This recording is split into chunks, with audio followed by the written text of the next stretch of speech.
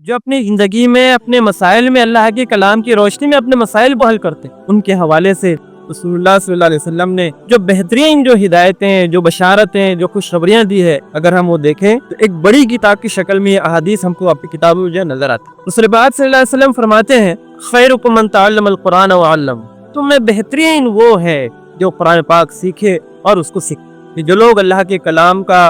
کلام کو پڑھتے ہیں، اس کو سیکھتے ہیں، اس کے آیت میں غور و فکر کرتے ہیں،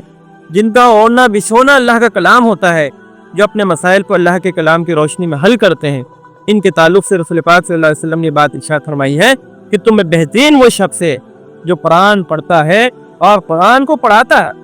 اور صرف یہی نہیں بلکہ ایک حدیث بخاری مسلم نے اس کو روایت کی ہے کہ اللہ کے رسول صلی اللہ علیہ وسلم فرماتے ہیں کہ قرآن مجید کا ماہر معزز و محترم فرشتوں اور معزز و مکرم انبیاء علیہ السلام کے ساتھ ہم اندازہ لگ یہ اللہ کے کلام کی صحبت،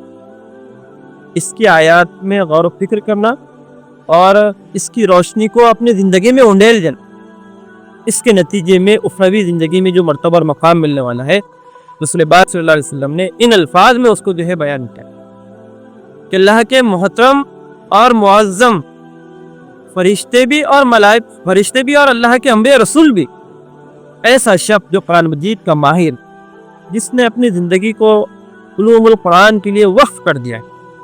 اس کا مرتبہ اور مقام کل قیامت کے دن اللہ کی فرشتے اور اس کے نبیوں کے ساتھ